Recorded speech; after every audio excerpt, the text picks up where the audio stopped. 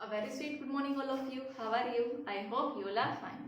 Students हम almost अपने इस चैप्टर के एंडिंग पार्ट पर पहुंच चुके हैं. ठीक है, जैसा कल की लास्ट क्लास में हमने शुरू किया था अपना कोगुलेशन ऑफ लायोफोबिक कोलाइड्स, और ये तीन चीजें हम देख चुके थे कि कोगुलेशन हम कैसे कर सकते हैं. ठीक है, कोगुलेशन का मतलब क्या है भाई, जो डीपी और डीएन आपका जो डिस्पर्स्ड फेज है और क्या है डिस्पर्जन मीडियम है, उनको सेपरेट कैसे कर सकते हैं. कोलाइडल सॉल्यूशन बेसिकली देखो बनता कैसे था. आपने पेप्टाइजेशन पढ़ा था. पेप्टाइजेशन में आप क्या देख रहे थे भाई, कोई भी आपका डीपी था उसको आपने डीएन में डिसोल्व किया और उसको अगर वो स्टेबलाइज करने के लिए क्या चाहिए था, आपका स्मॉल अमाउंट का इलेक्ट्रोलाइट चाहिए था, स्मॉल अमाउंट में.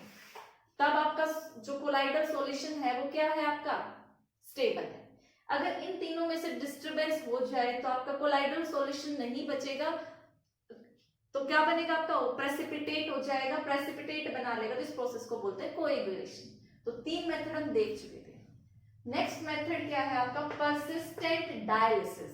देखो डायलिसिस अभी मैं पूरा कंप्लीट एक्सप्लेन करूंगी.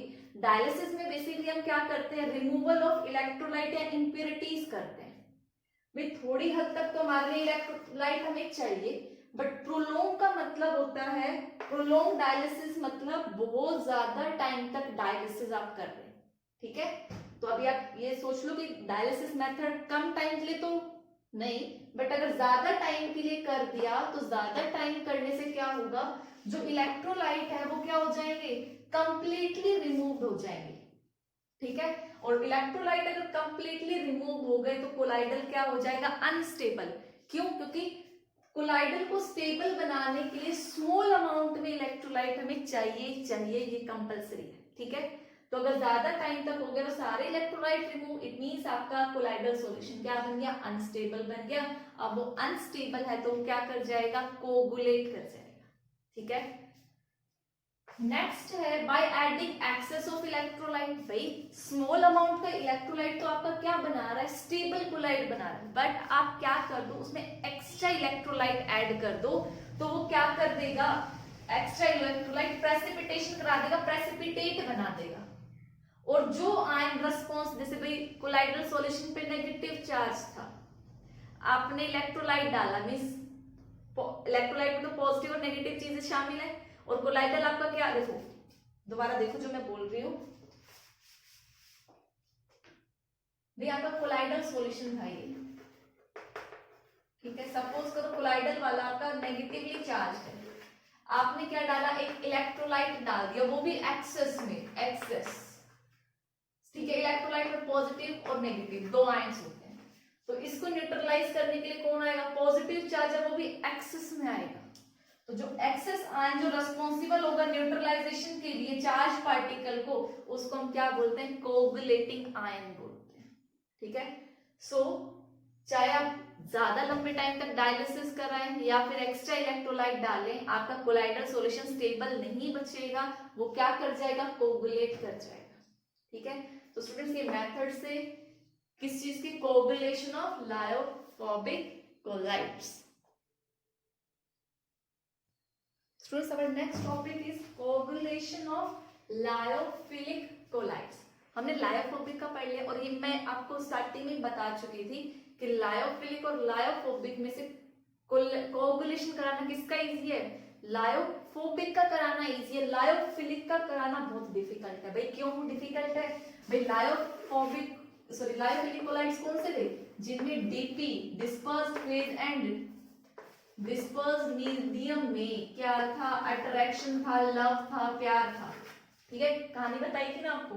तो जिनमें डिस्पर्स्ड फेज और डिस्पर्जन मीडियम में अट्रैक्शन ज्यादा है, तो क्या वो सेपरेट होना पसंद करेगा, नहीं, तो उसका कोगुलेशन करना भी क्या है, डिफिकल्ट है. ठीक है, तो बेसिकली इनका स्टेबल होने का रीजन क्या है, दो रीजन है. एक तो भाई कोलाइड्स पे क्या होते हैं, हमने कैरेक्टरिस्टिक्स में पढ़ा था, वो क्या होते हैं, चार्ज होते हैं. ठीक है, चार्ज की वजह से वो क्या है, स्टेबल है. और दूसरा रीजन क्या है आपकी, एक्सटेंसिव सोल्वेशन.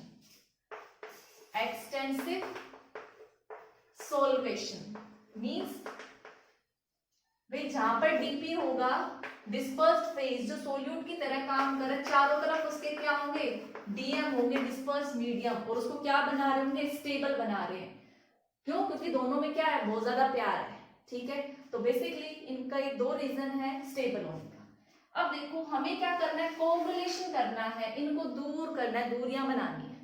तो कैसे करेंगे, क्या तो चार्ज को हटा दो या इस सॉल्वेशन को खत्म कर दो, तभी क्या होगा, डिस्पर्स्ड फेज और डिस्पर्स्ड मीडियम में दरार आएगी, दोनों अलग होंगे।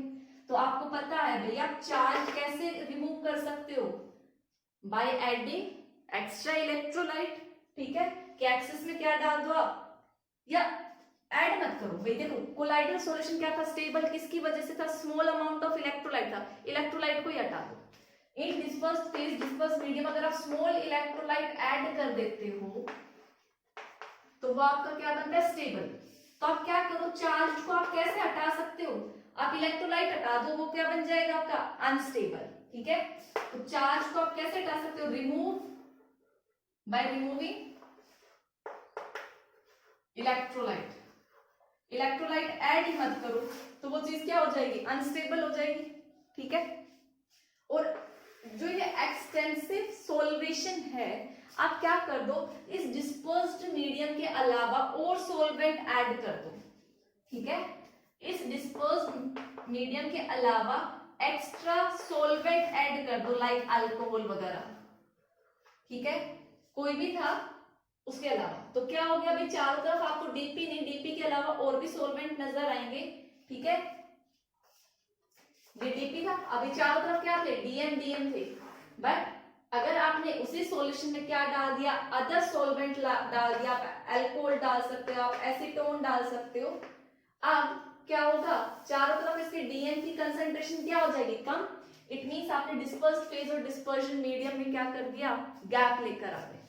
तो आपने कोलाइडल सॉल्यूशन को क्या कर दिया, मींस दूर दूर कर दिया, तो कोगुलेशन करा दिया। तो बेसिकली दो मेथड थे किसके, coagulation of lyophilic collides.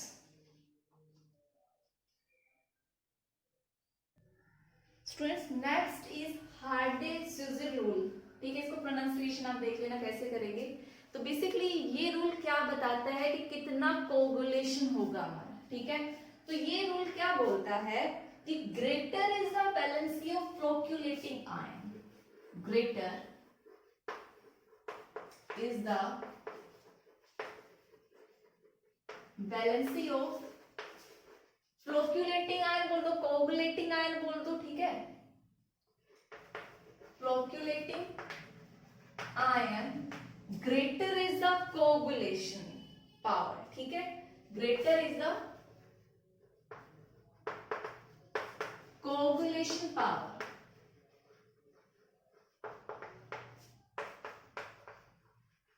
Valency का मतलब चार्ज, तो आप बोल सकते हो जो आपकी कोगुलेशन पावर है कि कितना कोगुलेशन होगा, coagulation power is directly proportional to charge. जितना ज्यादा चार्ज उतनी ही अच्छी पावर होगी कोगुलेट करने की, प्रेसिपिटेट बनाने की। ठीक है, तो बेसिकली अगर देखो मैं कंपैरिजन करूं कोगुलेशन पावर, तो सपोज करो ये आपका aluminium sulphate, sorry aluminium ion. ठीक है, Mg2 पॉजिटिव आयन सपोज करो, और सोडियम, वे इलेक्ट्रोलाइट में से आए होंगे। तो अब मैं आपसे पूछूं, बताओ कौन अच्छा कोगुलेशन करेगा, कौन अच्छा प्रेसिपिटेट बनाएगा। देखो यहां पे समझो, वे मेरे पास ये कोलाइडल पार्टिकल है, कोलाइडल पार्टिकल पे क्या होता है, बेसिकली चार्ज है। तो सपोज करो मेरे पास यहाँ 6 चार्ज है और इसके ऊपर 6 नेगेटिव चार्ज है, नेगेटिव सोल है, 6 नेगेटिव है। मैं इसमें से बाहर से कौन सा रिएजेंट डाल लूं कि इसका चार्ज खत्म हो जाए, कोलाइडल सोल क्या हो जाए, अनस्टेबल हो जाए। भाई यही मतलब है, ये आपका कोलाइडल पार्टिकल है जिसमें 6 नेगेटिव चार्ज है। ये आपका एग्जांपल के थ्रू मैं समझा रही हूं। तो मैंने एल्यूमिनियम डाला, एल्यूमिनियम पे कितना चार्ज है भाई, 3+ है। तो बताओ 6 नेगेटिव चार्ज को न्यूट्रलाइज करने के लिए एल्यूमिनियम कितने चाहिए, 2 चाहिए। Mg कितने चाहिए 6 को न्यूट्रलाइज करने के लिए, 3, और इसके अमाउंट क्या चाहिए, 6 चाहिए। तो कौन बेटर हुआ भाई, ये कम अमाउंट में काम कर रहा है। तो बेसिकली किसकी कोगुलेशन पावर ज्यादा अच्छी हुई, एल्यूमिनियम की। फिर किसकी, इसकी। ठीक है, तो ये था आपका हार्डी-सुज़िरे रूल। तो आप इसको नोट डाउन करो। स्टूडेंट सिमिलरली आप क्या बोल सकते हो, अगर आपके नेगेटिव आयंस होंगे तो नेगेटिव आयंस में क्या होगा, आप रिवर्स कर लो। ठीक है, फॉर एग्जांपल आपका जो कोलाइडल सोल है, कोलाइडल पार्टिकल है, उसके ऊपर पॉजिटिव चार्ज है। ठीक है, अब मैं कंपैरिजन कर रही हूं, सपोज तो आपके पास फॉस्फेट है PO4 3 माइनस, आपके पास सल्फेट है SO4 2 माइनस, और आपके पास क्लोराइड्स है। मैंने कहा इसमें पॉजिटिव चार्ज है, कितना मान लो भाई, 6 पॉजिटिव चार्ज मानो, तो वही ये 3 नेगेटिव है, एक मॉलिक्यूल पे 3 है, तो ये कितना चाहिएगा आपको, 2, ये कितना चाहिए 1, ये सॉरी ये कितना 3, और ये कितना चाहिए 6। ठीक है, इट मींस अगर मैं नेगेटिव की बात करूं तो सबसे अच्छा कौन होगा आपका, ये वाला एंड देन ये वाला। तो ये था आपका हार्डी-सुज़िरे रूल, जो आपकी कोगुलेटिंग पावर के बारे में बताता है कि किस फ्लोक्युलेटिंग एजेंट की पावर ज्यादा होगी, जिसके ऊपर जितना ज्यादा चार्ज उतनी ही कोगुलेशन पावर। नेक्स्ट डेफिनेशन आती है व्हाट इज कोगुलेटिंग वैल्यू, काफी इंपॉर्टेंट है, एग्जाम में पूछ लिया जाता है। ठीक है, देखो अभी थोड़ी पहले कोगुलेटिंग पावर पढ़ी थी, भाई किसी आयन में कितनी ताकत है। ठीक है, जिसके ऊपर जितना चार्ज होगा वो उसके पास उतनी ताकत होगी ज्यादा। ठीक है, बट कोगुलेटिंग वैल्यू क्या है कि ये बताता है कि कितना वो हम ऐड करें, जिसके पास ताकत ज्यादा थी उसकी कितनी अमाउंट हम ऐड करें, किस में, देखो यहाँ कंसेंट्रेशन इसी में होना चाहिए, मिली मोल पर लीटर में। ठीक है, क्या है ये कंसेंट्रेशन, मिली मोल पर लीटर, प्रेसिपिटेट बनाने के लिए 2 घंटे में। मतलब समझो भाई आपका ये क्या है, कोलाइडल सॉल्यूशन है, कोलाइडल पार्टिकल्स हैं। ठीक है, आप बाहर से कितना इलेक्ट्रोलाइट ऐड करें, लेकिन आपको वो दी हुई है कि किस में होना चाहिए इलेक्ट्रोलाइट, मिली मोल पर लीटर में होना चाहिए, कि ये जो कोलाइडल है पार्टिकल है ये प्रेसिपिटेट बना ले, इकट्ठे हो जाए, नीचे सेटल डाउन हो जाए, इसके लिए आप बाहर से कितना इलेक्ट्रोलाइट डालेंगे। ठीक है, कितने घंटे में, 2 आवर्स में। 2 आवर्स में वो सारा प्रेसिपिटेट हो जाना चाहिए, तो उसको आप क्या बोलोगे, कोगुलेटिंग वैल्यू। ठीक है, तो जो हमने कोगुलेटिंग पावर पढ़ी, कोगुलेटिंग पावर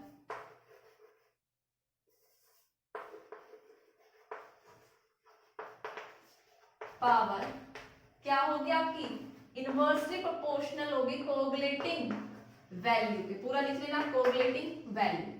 भाई जिसकी पावर ज्यादा होगी वो तो अमाउंट में कम चाहिए होगा या नहीं, कम चाहिए होगा, तो दोनों में क्या है, इनवर्सली रिलेशन है। तो आप इसको नोट डाउन करो और ये रिलेशन आपको याद रखना है। स्टूडेंट्स आप देखिए, जो आपका प्रोटेक्टिव सोल है वो क्या है, बेसिकली हमने क्या देखा, हमारे पास 2 सॉल्यूशन होते हैं, एक लायोफिलिक एंड एक लायोफोबिक। ठीक है, और हमने देखा कि जो इस डेफिनेशन को बाद में देखना, पहले मतलब समझो। जो लायोफिलिक है, लायोफिलिक में Dm प्लस Dp में क्या है, स्ट्रॉन्ग बॉन्डिंग है।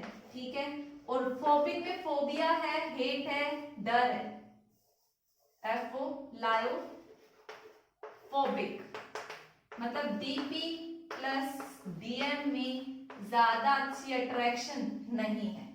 ठीक है, सो इनका कोगुलेशन क्या होता है, इजी हो जाता है, इजीली ये दोनों सेपरेट हो जाते हैं और प्रेसिपिटेट बना लेते हैं। मींस ये वाले तो स्टेबल होते हैं और ये क्या होते हैं, अनस्टेबल होते हैं।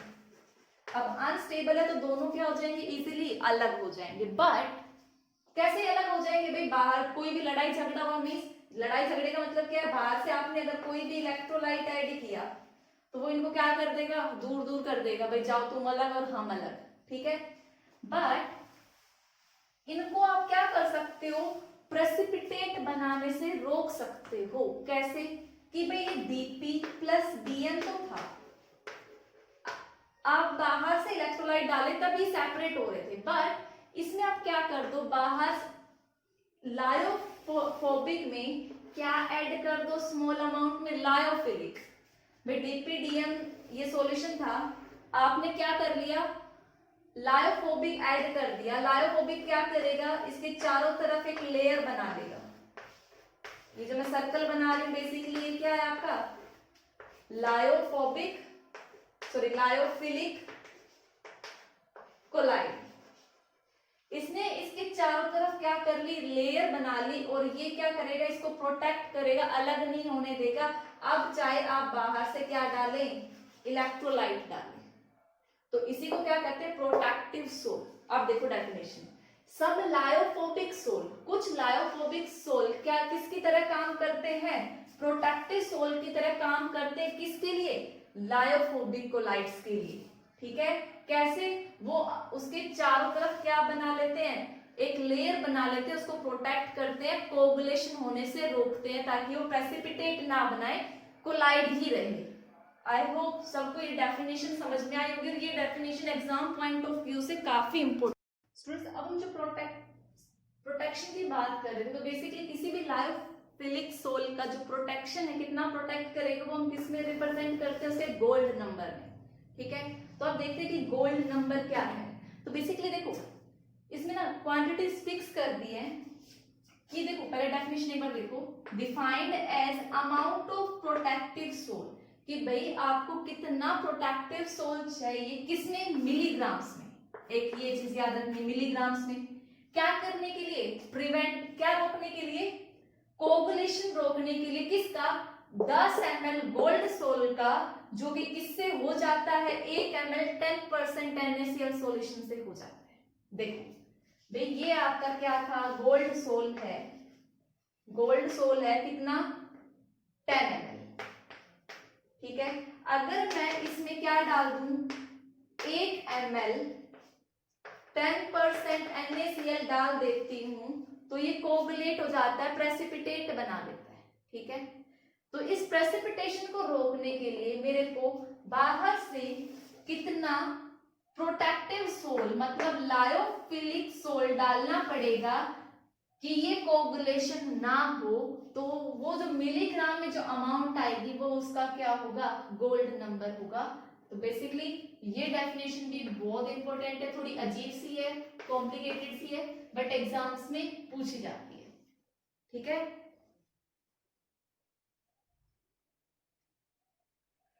स्टूडेंट्स नेक्स्ट टॉपिक है प्यूरिफिकेशन ऑफ कोलाइड्स। भाई कोलाइड्स को प्यूरिफाई कैसे करेंगे। अब बोलो मैम इसको प्यूरिफाई करने की क्या जरूरत है, हमने कौन सी इंप्योरिटीज डाली थी। तो देखो कहां से इंप्योरिटीज या क्या चीज एक्स्ट्रा हो जाएगी जिससे कोलाइड का हमें प्यूरिफिकेशन करना पड़ता है। तो बेसिकली कोलाइड्स क्या होते हैं आपके, भाई आपको पता है आपके पास क्या है, डिस्पर्स्ड फेज है, प्लस डिस्पर्शन क्या है, मीडियम है, प्लस में इसके साथ क्या है आपका इलेक्ट्रोलाइट है। इलेक्ट्रोलाइट भी कौन सा, स्मॉल अमाउंट में, स्मॉल अमाउंट इलेक्ट्रोलाइट। ठीक है, तभी आपका क्या है, कोलाइड है। अगर ये इलेक्ट्रोलाइट क्या हो जाए, अगर आपका और साथ इलेक्ट्रोलाइट अगर ज्यादा हो गए एक पर्टिकुलर अमाउंट से, तो कोलाइड को आप क्या बोलोगे, इम्प्योरिटी बोलोगे। और इनके साथ साथ कभी कुछ क्या आ जाती है, इम्प्योरिटीज भी आ जाती है। कौन सी impurities, soluble impurities, soluble impurities. तो हमारा तो जो कोलाइड है वो स्टेबल कब, जब हमारे पास डिस्पर्स्ड फेज हो, चार्ज, फिर डिस्पर्शन मीडियम हो और स्मॉल अमाउंट में इलेक्ट्रोलाइट हो, तो हमारा ठीक है। बट ये स्मॉल से हटके क्या हो जाए, थोड़ी सी अमाउंट इसकी अगर एक्स्ट्रा हो गई और साथ में क्या आ जाए, कुछ सोल्यूबल इम्प्योरिटीज आ जाए, तो हमारा कोलाइड क्या हो जाता है, अनस्टेबल हो जाता है, आप बोल सकते हैं इम्प्योर हो जाता है। तो हम क्या बोलेंगे भाई, इन सोल्यूबल इम्प्योरिटीज को हटाने का तरीका और एक पर्टिकुलर अमाउंट के इलेक्ट्रोलाइट का रहना बेस्ट, बाकी एक्स्ट्रा को रिमूव करना, इसी प्रोसेस को क्या बोलते हैं, प्यूरिफिकेशन ऑफ कोलाइड। तो आप लिख सकते हो इसकी डेफिनेशन, द प्रोसेस ऑफ, किस चीज का प्रोसेस है, रिमूविंग ऑफ या रिड्यूसिंग। देखो आप रिमूविंग नहीं बोल सकते, आप बोल सकते हो कम कर रहे हो, जितना हमें चाहिए उतनी अमाउंट कर रहे हो, कम, कंप्लीट रिमूव नहीं कर रहे। तो the process of reducing of क्या चीज, electrolyte, the process of reducing the concentration of electrolyte and soluble impurities is known as purification of colloid. ठीक है, अब हम इसमें सबसे पहले अपना मेथड देखेंगे डायलिसिस, जो मैंने अभी थोड़ी देर पहले एक वर्ड लिया था। तो उस डायलिसिस का मतलब जानते हैं, तब तक आप इसको कॉपी करो। सो स्टूडेंट्स देखो, डायलिसिस का मैं एक डायग्राम बना रही हूँ। ठीक है, तो बेसिकली ध्यान से देखना भाई, ये आपने एक बैग लिया है। ठीक है,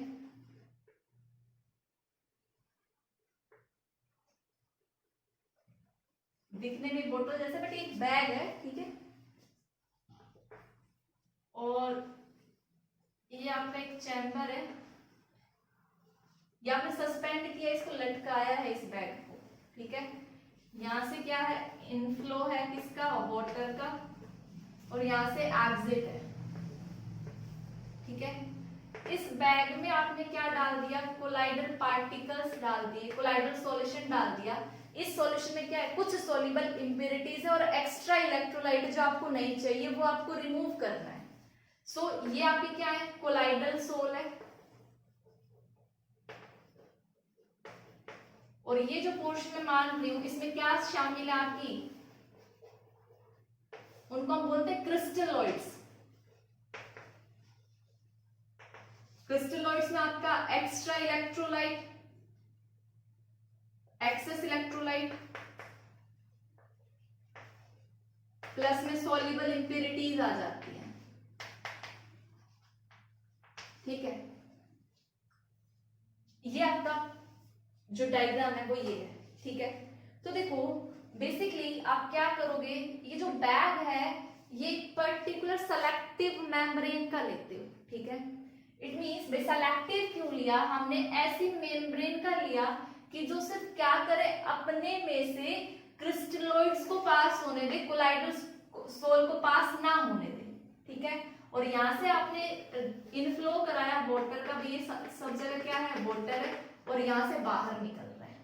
ठीक है, ये जो बैग है ये सेलेक्टिव मेम्ब्रेन का बना हुआ है, तो बेसिकली बाहर वाटर की कंसंट्रेशन क्या हो जाएगी, ज्यादा। ठीक है, और अंदर कंसंट्रेशन किसकी ज्यादा है, कोलाइड्स की।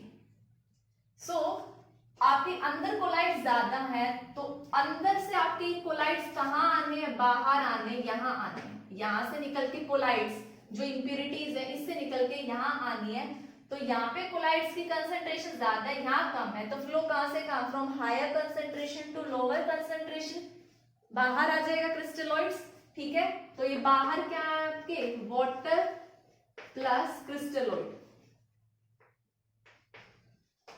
सो यहां से कौन से प्रोसेस से, डिफ्यूजन के प्रोसेस से आपके ये क्रिस्टलॉइड्स क्या होंगे, बाहर आ जाएंगे। अगर क्रिस्टलॉइड मतलब आपका एक्स्ट्रा इलेक्ट्रोलाइट और सोल्युबल इंप्योरिटी बाहर आ गई, तो इस बैग में क्या बच गया, सिर्फ आपका प्योर कोलाइडल सॉल्यूशन बच गया।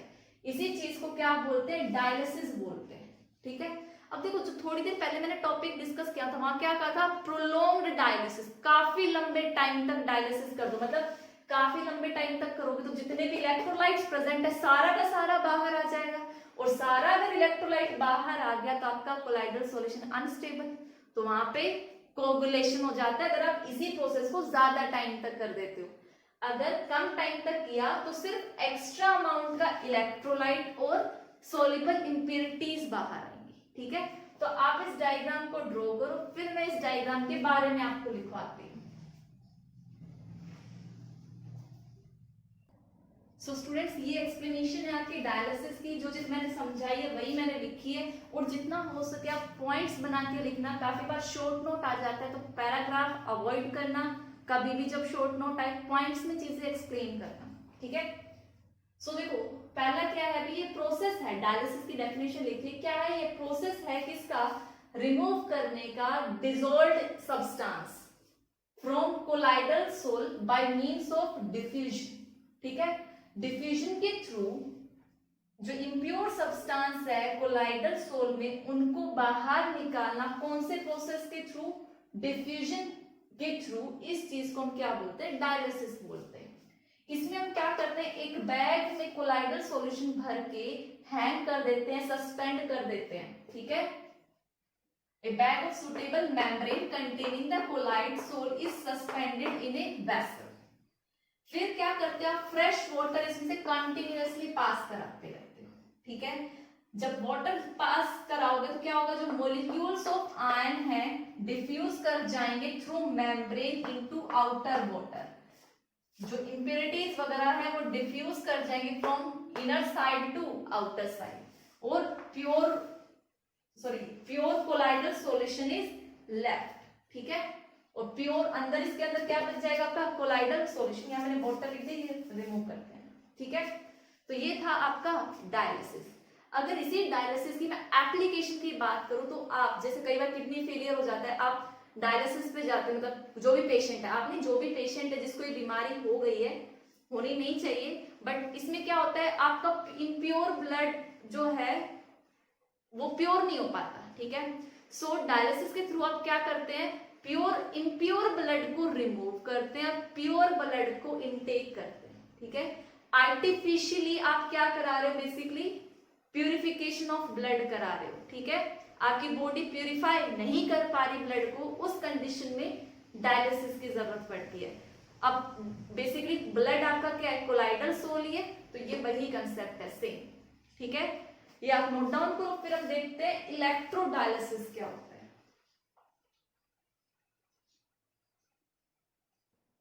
स्टूडेंट्स, इलेक्ट्रोडायलिसिस भी सिमिलरली डायलिसिस का ही पार्ट है, सिर्फ फर्क कितना है डायलिसिस में और इलेक्ट्रोडायलिसिस में, कि जो डायलिसिस है वो स्लो प्रोसेस है, इलेक्ट्रो से थोड़ा सा फास्ट है। तो बेसिकली क्या बोलता है, जब इंप्योरिटीज आपकी इलेक्ट्रोलाइट हो तब क्या पास करा दो, इलेक्ट्रोलाइट का मतलब भी पॉजिटिव नेगेटिव चार्ज की इंप्योरिटीज, तो अब क्या पास करा दो, सॉल्यूशन में से इलेक्ट्रिक फील्ड पास करा दो। तो देखो मैं सपोज करो ये वैसी ही बोतल है जो आपने बैग लिया था, ठीक है, आपने ये वाटर में सस्पेंड किया, आपने यहाँ क्या लगा दिए, 2 इलेक्ट्रोड्स लगा दिए, ठीक है। इसके अंदर आपका एक कोलाइडल सॉल्यूशन है और साथ में ये क्या है, ये डार्क जो मैंने शेड किया, ये इंप्योरिटीज है अंदर इलेक्ट्रोलाइट की, ठीक है। इसमें पॉजिटिव भी है और नेगेटिव भी है। इसको अपने बैटरी से पॉजिटिव टर्मिनल से कनेक्ट किया, इसको नेगेटिव से। तो इलेक्ट्रोलाइट में क्या प्रेजेंट होता है, इस इलेक्ट्रोलाइट में पॉजिटिव आयन भी होगा, नेगेटिव भी होगा। सपोज करो NaCl की इंप्योरिटी है, जो इलेक्ट्रोलाइट इसके अंदर एक्स्ट्रा प्रेजेंट है वो NaCl है, तो NaCl क्या करेगा, इस बैग से बाहर आएगा और ये किसकी तरफ हट जाएगा, पॉजिटिव वाला इसकी तरफ और Cl वाला इसकी तरफ, ठीक है। तो ये प्रोसेस फास्ट होगा, ये अपनी तरफ Cl नेगेटिव आयन को खींचेगा, ये सोडियम को खींचेगा। तो बेसिकली यही हुआ है कि जो आयंस प्रेजेंट है कोलाइडल सॉल्यूशन में वो माइग्रेट करेंगे अपोजिटली चार्ज्ड इलेक्ट्रॉन्स की तरफ। तो ये था, ये प्रोसेस थोड़ा फास्ट होता है, इसका नाम है इलेक्ट्रोडायलिसिस। तो स्टूडेंट्स यहाँ पे हमने प्यूरिफिकेशन का 2 मेथड देखे, डायलिसिस एंड इलेक्ट्रोडायलिसिस। अभी अल्ट्रा फिल्ट्रेशन बाकी है, वो हम अपनी नेक्स्ट क्लास में करेंगे। So that's all for today's lecture. Thank you and have a nice day.